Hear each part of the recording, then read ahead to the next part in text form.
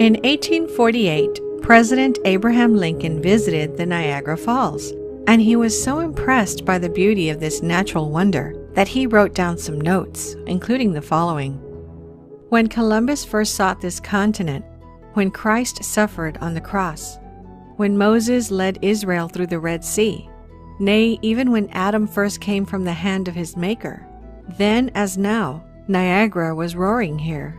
The eyes of that species of extinct giants, whose bones fill the mounds of America, have gazed on Niagara as ours do now. During the 19th century, there were many accounts of unnaturally large skeletal remains discovered in the ancient burial mounds scattered across North America.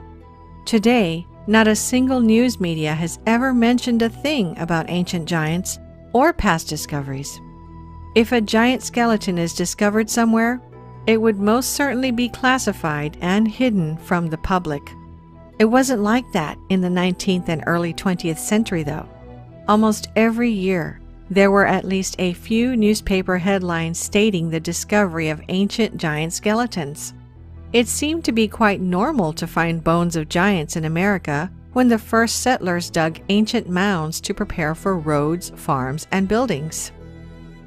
The New York Times, in particular, wrote many newspaper articles about the discoveries of giants.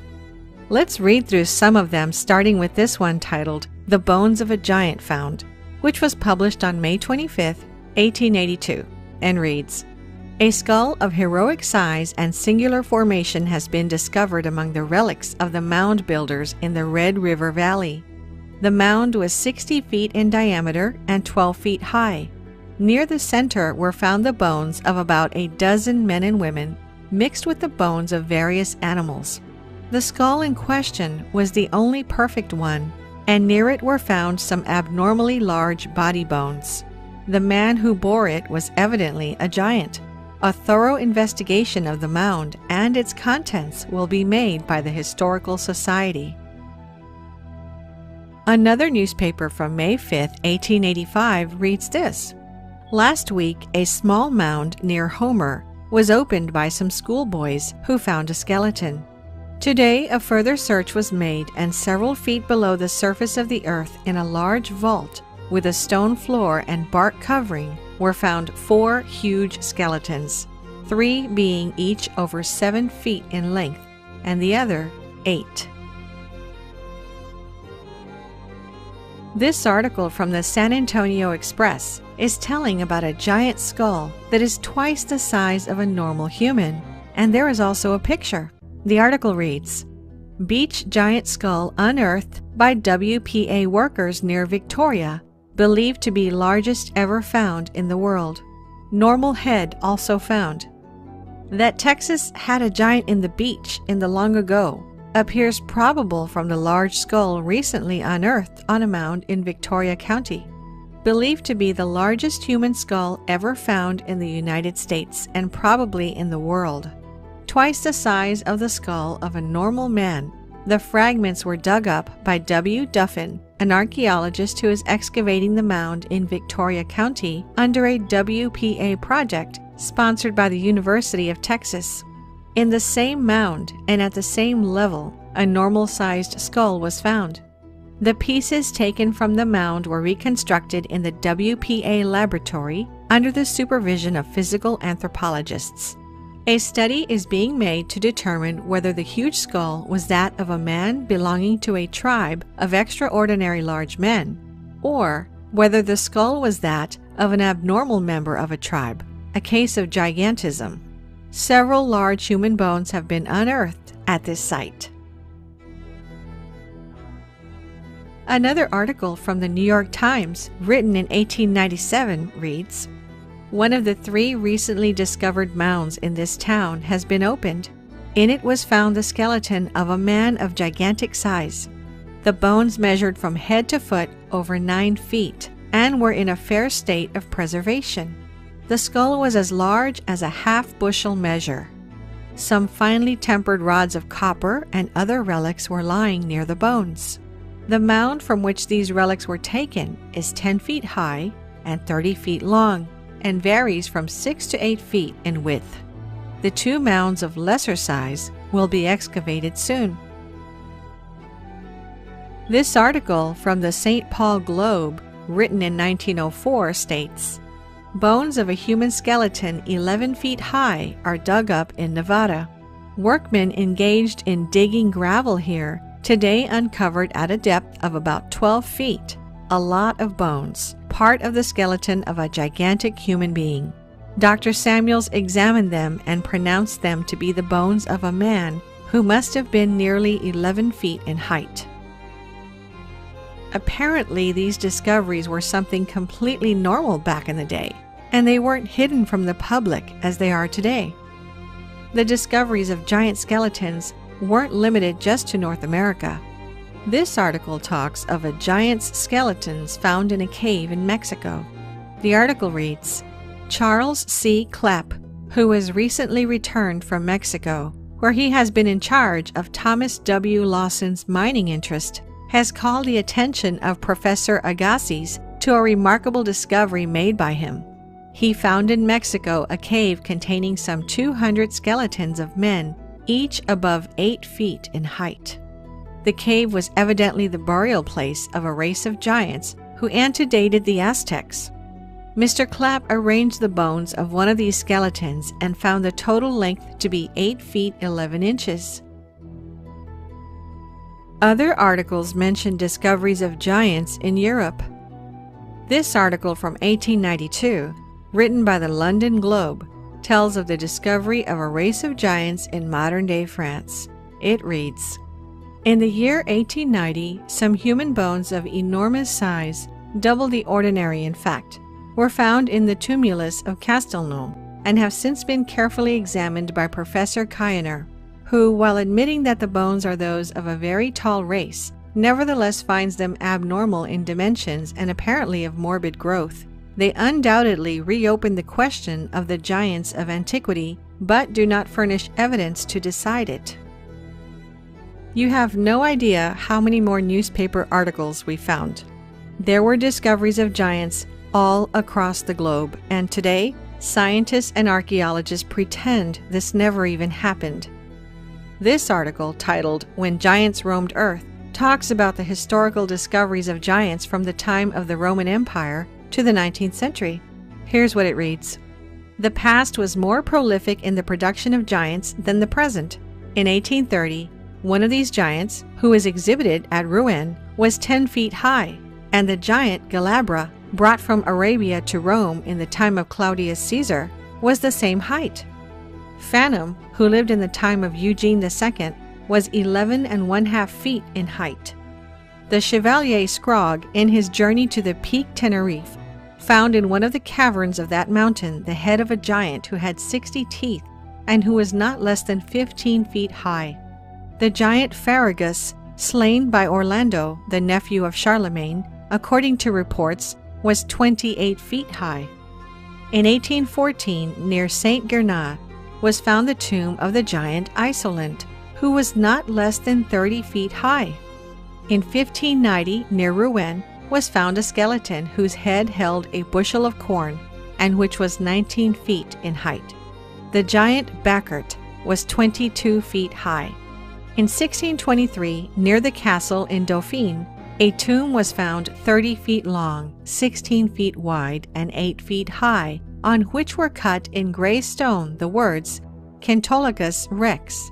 The skeleton was found entire and measured 25 1/4 feet high, 10 feet across the shoulders, and 5 feet from breastbone to the back. But France is not the only country where giant skeletons have been unearthed. Near Palermo, Sicily, in 1516, was found the skeleton of a giant 30 feet high. Near Magrino, on the same island, in 1816, was found the skeleton of a giant of 30 feet, whose head was the size of a hogshead, and each tooth weighed 5 ounces. Although back in the days these discoveries were made public, once the discovered skeletons were brought to the respected museums and historical institutions, they completely disappeared and no one ever talked about them again. Here is a map of all reports of giants in North America. It's truly astonishing how many of them are there. Almost all of the discoveries end up in the Smithsonian Institute, and we all know how good they are at covering up major discoveries. There are also supposed reports of the Smithsonian purchasing giant skeletons excavated by citizens, which then disappeared, never to be heard from again. The Smithsonian even had a special division for exploring ancient mounds and supposed giant burial sites. One famous discovery of a giant which was also covered up by the Smithsonian is the San Diego giant from 1895, which was an 8-foot 4-inch tall mummified giant. There was even a picture of the giant mummy, which was shown in many newspapers. The mummy was inspected by many scientists. After his inspection, the San Diego giant was purchased by the Smithsonian. 13 years later, in 1908, when the mummy was being exhibited, the Smithsonian ran some tests and suddenly dismissed it as a hoax, saying it was made from gelatin. The fact that it took that long, and after spending so much money to acquire it, plus the fact that it was carefully inspected by experts 13 years earlier, does suggest there may be more to this story than meets the eye. Is it just a coincidence that absolutely every culture and religion tells stories of ancient giants who roamed the earth? The Sumerian civilization, which was said to have begun in approximately 6000 BC, tells of a race of giants which ruled over the Sumerians, and there are many depictions of them.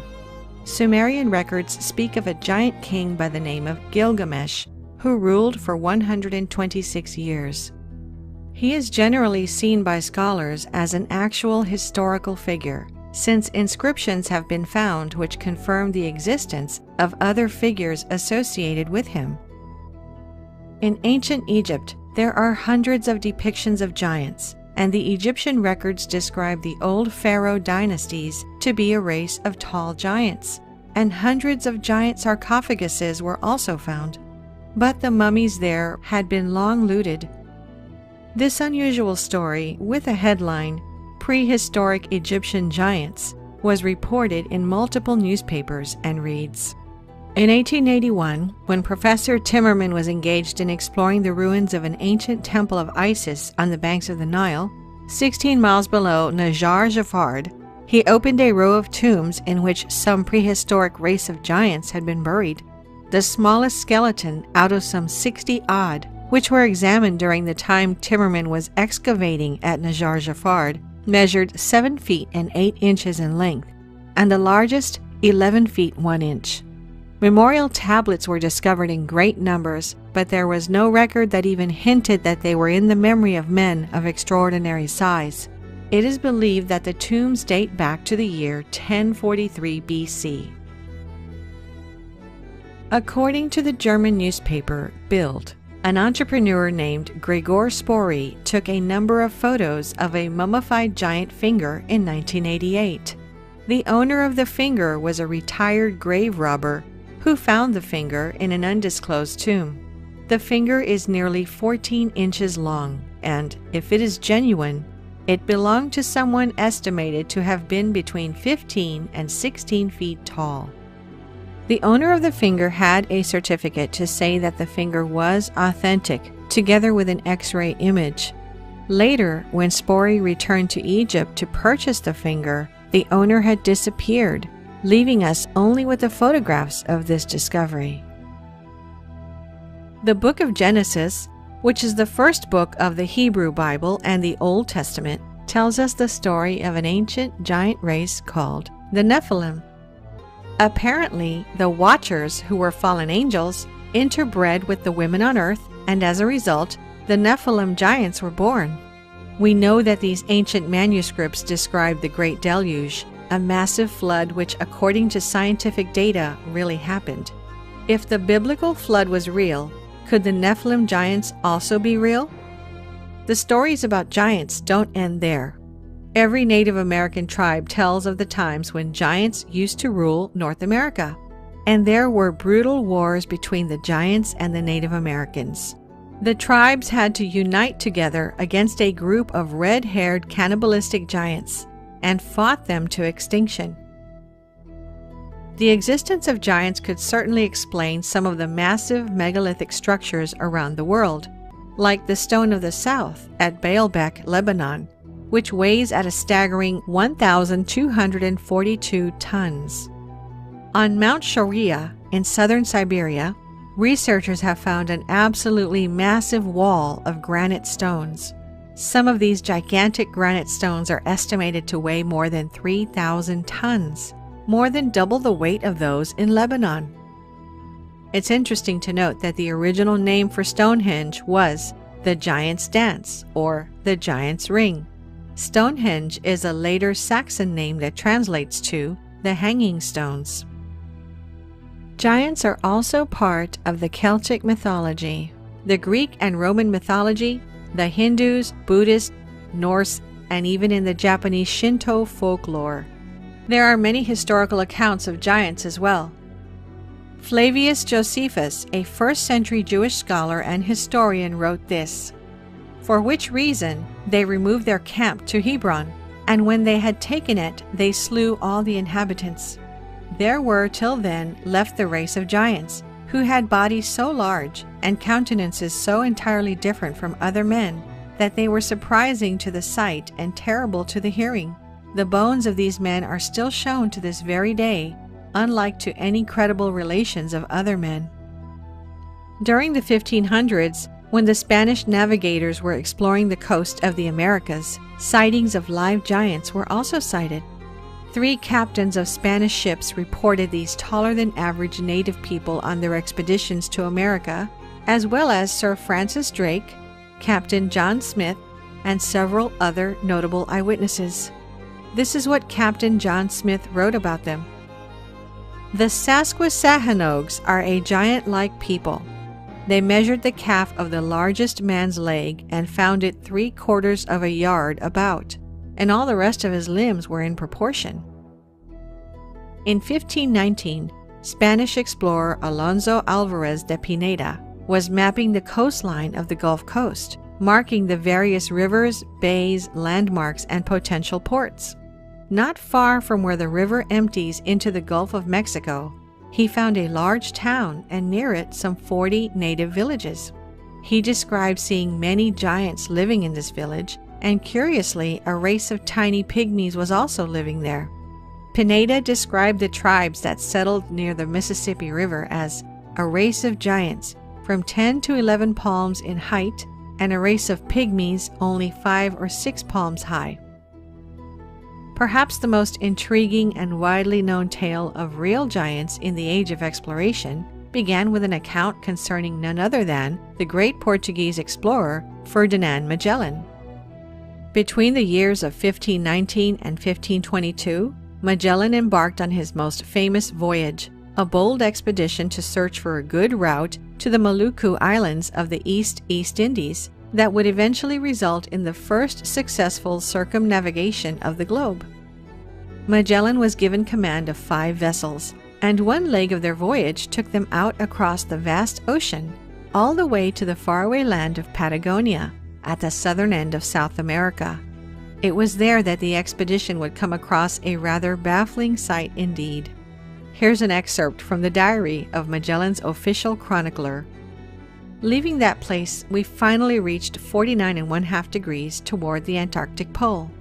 As it was winter, the ships entered a safe port to winter. We passed 2 months in that place without seeing anyone. One day, we suddenly saw a naked man of giant stature on the shore of the port, dancing, singing, and throwing dust on his head. The Captain General, Magellan, sent one of our men to the giant so that he might perform the same actions as a sign of peace. Having done that, the man led the giant to an islet into the presence of the Captain General. When the giant was in the Captain General's and our presence, he marveled greatly and made signs with one finger raised upward, believing that we had come from the sky. He was so tall that we reached only to his waist, and he was well proportioned." It is significant to note that the above narrative is taken from the journal of the official chronicler of Magellan's voyage of discovery. That is the one person above all others who is tasked with recording and keeping the most accurate records of events and activities, whether exotic or mundane. This person is not only responsible to the commander of the voyage, but also to king and country for his eyewitness accounts as a complete, precise, and accurate testimony of events that occurred during the voyage. Based on his position and responsibilities alone, his first-hand eyewitness testimony of encounters with giants must be taken as factual information by an unimpeachable witness. To do otherwise is to trivialize the importance of the chronicler's fundamental accountability.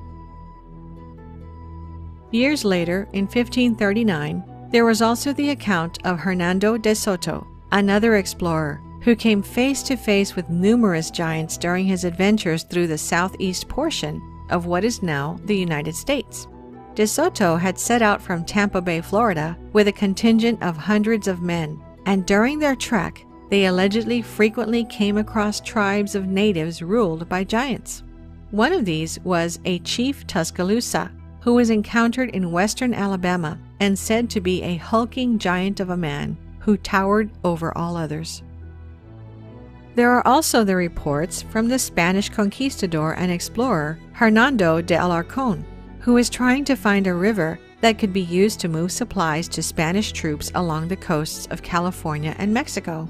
Alarcón would eventually make his way up the Colorado River all the way up to the Grand Canyon, and during this journey, he and his men purportedly came across a tribe of around 200 giant warriors standing up to 10 feet tall. The giants were supposedly very aggressive, but Alarcón appeased them with gifts and other signs of peace. The conquistador Francisco Coronado also told of having come across whole tribes of giants during his quest throughout the Southwest in search of the legendary El Dorado. In some cases, there was physical evidence of these giants found, as was supposedly the case with the conquistador Bernal Díaz del Castillo, who served under Hernán Cortés during the Spanish conquest of Mexico. Within the pages of his detailed record of the conquest and subsequent collapse of the Aztec Empire, there is an odd account of a race of giants that were claimed by the Tlaxcatec Indians to have once inhabited the area. The chief of the tribe then provided the remains of these mysterious giants as evidence, of which Castillo would write, "They said their ancestors had told them that very tall men and women with huge bones had once dwelt among them. But because they were very bad people with wicked customs, they had fought against them and killed them, and those of them who remained had died off. And to show us how big these giants had been, they brought us the leg bone of one, which was very thick, and the height of an ordinary-sized man. And that was a leg bone from the hip to the knee. I measured myself against it, and it was as tall as I am, though I am of a reasonable height. They brought over pieces of bone of the same kind, but they were all rotten and eaten away by the soil. We were all astonished by the sight of these bones and felt certain there must have been giants in that land." There were so many reports of real giants being encountered throughout North and South America in the age of exploration, and such accounts have faded into history to be mostly forgotten. There are some things, however, that cannot be forgotten, as they are literally written in stone. That's the case of the giant footprint of South Africa. This is the most spectacular footprint in rock found anywhere on Earth to date. There are many others, however, like the giant footprint of Pingan, but none are as fully formed and obvious as the one in South Africa. Discovered in 1931 by a farmer called Stoffel Ketzi while hunting, it has remained one of the most controversial sites in archaeology and geological research. The footprint is about 4 feet, or 1.3 meters in length, which suggests that the creature who left it would have been 24 to 27 feet, or 7 to 8 meters in height. The footprint is known to locals as the footprint of God, or Goliath's footprint, and stories of ancient giants are told all throughout the region. Skeptics reject the giant footprint, claiming it was formed by natural erosion. However, Professor Peter Wagener from the University of Port Elizabeth in South Africa said that there is a higher probability of little green men arriving from space and licking it out with their tongues than being created by natural erosion. Judging by all the discoveries listed, together with all the historical accounts we mentioned, giants really existed.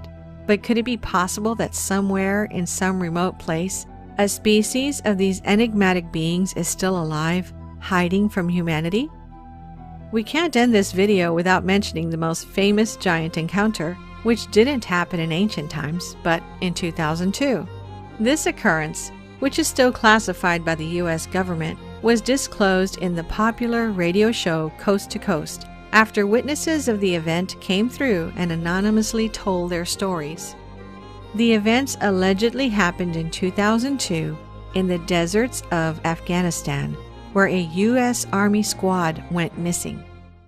We would come back to the base and we started hearing this rumor about a unit that killed what they started calling this really tall person. At first I didn't think anything of it, and then come to find out that the person that they killed actually was 3 times the size of a man, had extra digits on their hand and digits on their feet, and had red hair, and a special unit had come in and wanted this target. You were in Afghanistan in 2002, and you were called into a very remote section of Afghanistan because a patrol had basically gone missing. Exactly. Okay. Exactly. Well, just around nothing. For miles. Right. So very remote. Yeah, very remote. So we flew in. About 4 kilometers. We're hiking to the same area where they were supposed to make one of their checkpoints, one of their rally points. And before we'd left, there was all kinds of what happened with the ambush, but that was even odd because at the point of the ambush, we would call for maybe close air support, something, okay? There was no calls made, just off the grid. So we're coming down a mountainside, and it was a nice path, a goat path. As we bent around this corner, you could see this opening of the cave. There's a cave as we're coming around. And then I see there's a lot of rocks, which is another oddity, and then bone matter. I'm not close enough to identify what kind of bones, but I did see something I knew was a piece of our communications equipment. So instantly we're thinking ambush, maybe animal, it could be anything. And there was enough room in front of this cave, but it had a sheer drop-off. But there was enough room that we actually got into a decent dispersal in case of ambush. You see something coming out of the cave, and it's moving with a speed and agility that catches you off guard. Everybody. And he comes out. It was a man at least 12 to 15 feet in height. This is a monster. Red beard, then his hair was longish, past the shoulder, a scarlet red, and Dan runs at him and starts shooting, which broke all of us into the reality, because it was so real. Now your training is kicking in. Oh yeah, okay. Muscle memory, complete muscle memory. While Dan is moving at him, another bro of mine's laying down fire, and I start firing.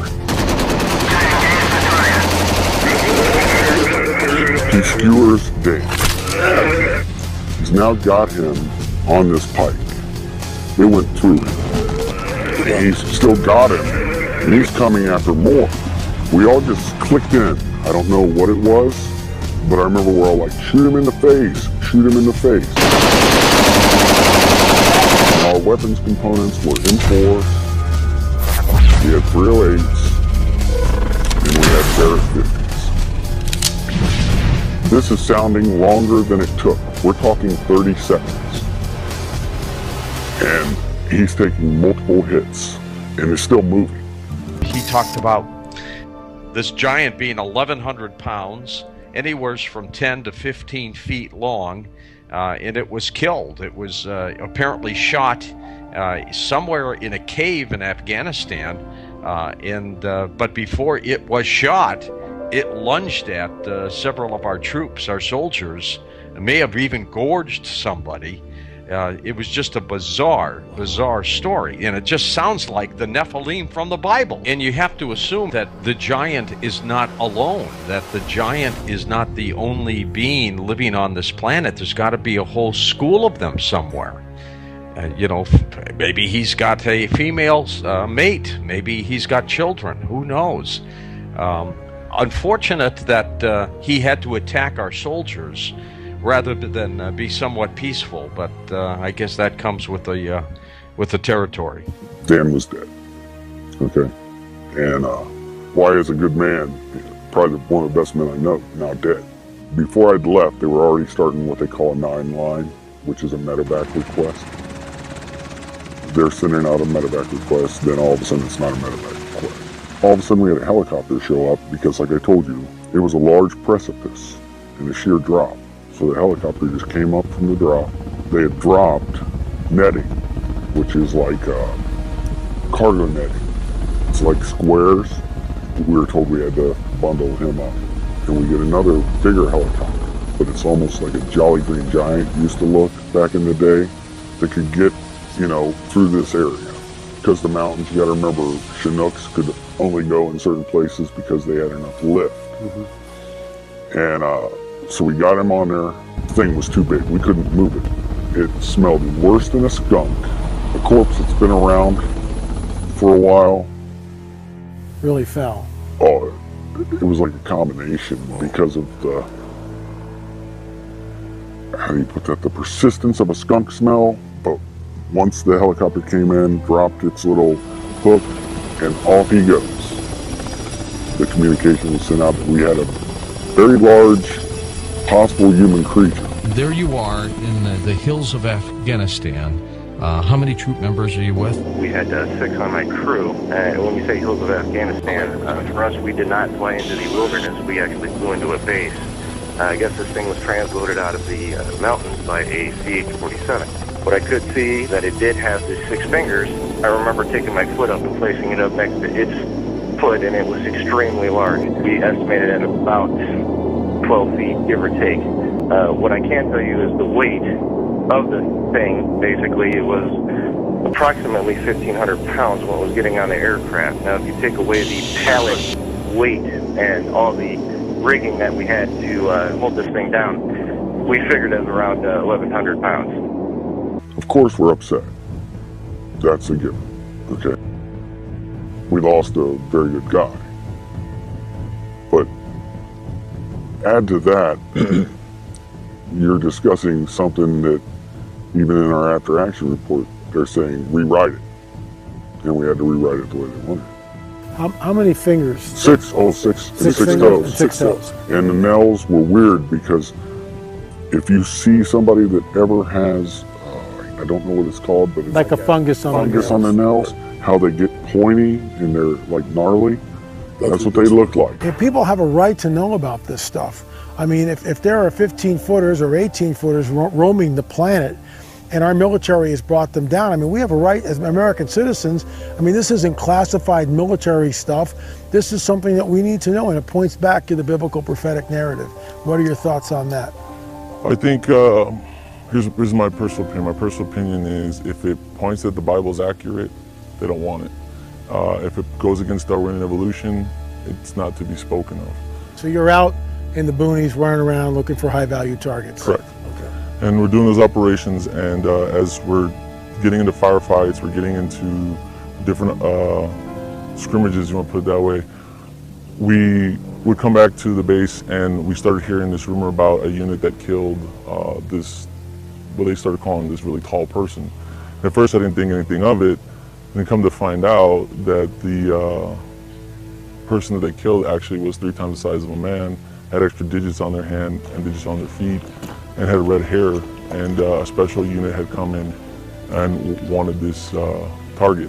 Well, we'd heard that they had killed this thing inside a cave, or the mouth of a cave, and it was common knowledge among the military to hear this. And when you say common knowledge, what do you mean? I mean, how does that work? Years later, to come to find out, when I had returned from Afghanistan and had met other military members that had not been there in the operations with me, if you would bring up the giant of Kandahar, they knew about it. When you first hear it, you're thinking like, this has got to be a joke. This has got to be a hoax.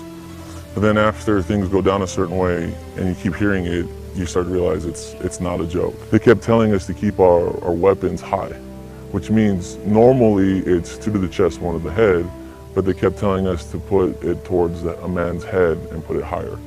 So we would question, why do they want us to shoot higher than a man's head? That's bizarre. It is.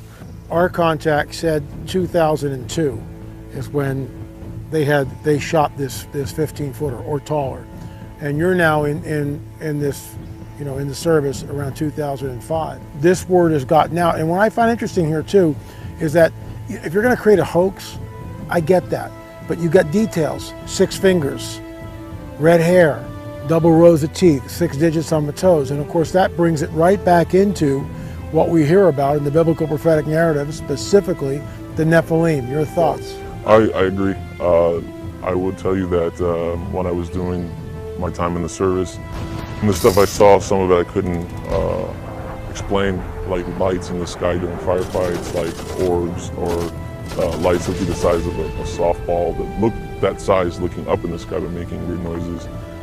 And even going to Iraq myself and being near Haditha Dam and seeing the prisoners underneath the dam, and the prisoners would scream and there would be this awful feeling underneath the dam, and then later finding out in the Bible that angels locked underneath there, where it talks about. And this Haditha Dam is the Euphrates. Is Euphrates, and there's correct. an angel supposedly locked underneath the Euphrates, correct, which is released in the book of Revelation. Correct.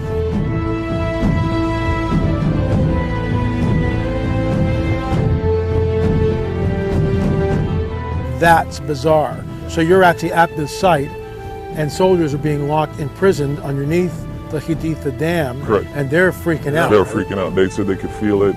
In fact, the people who would guard them they would draw straws to see who would actually take them. No one wanted to go down. Nobody wants to go down.